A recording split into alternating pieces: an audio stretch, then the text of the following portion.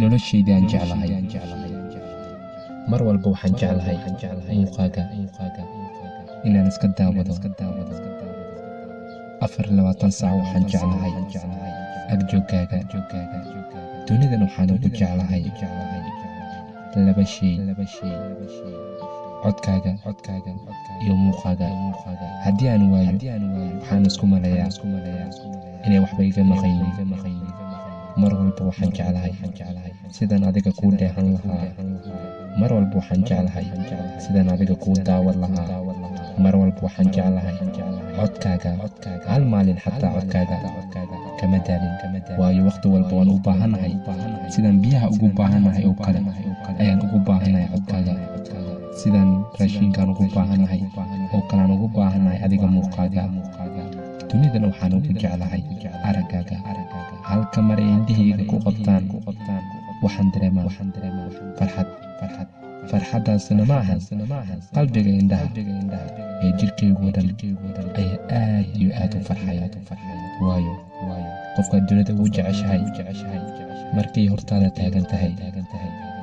runaantii aad iyo aad ayaad u farxaysaa anigana sidaas oo kale ayaan ahay qaali subaxdii markaan hurdada ka soo kaco anigoo sawiraantaada fiirinin subaxdaas khayr ima ahan waayo waqti walba markaan meel cidlo fadhiyo uma maleeyo inaan cidlo ahay mar walba waxaa weheli ah sawiraantaada mar walba waxaa weheli ah codadkaaga mar walba waxaa weheli ah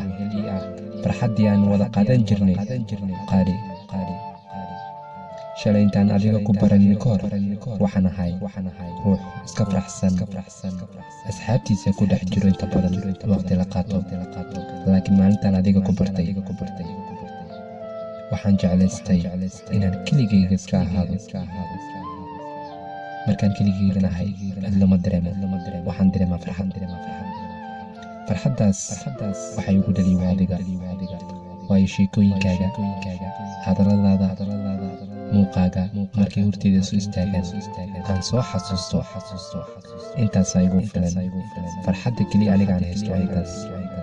bal maxaa u malay kartaa adiga horteeda markaad taagan tahay waxaan dareemi karaa farxad lama qiyaasi karo waayo mar walba waxaan jeclahay agjoogaaga nafta intay ugu jirto ama dunidan intaan saaranahay waxaan jeclahay mar walba inaan garabkaaga ahaado hal maalin inaadan dareemin wax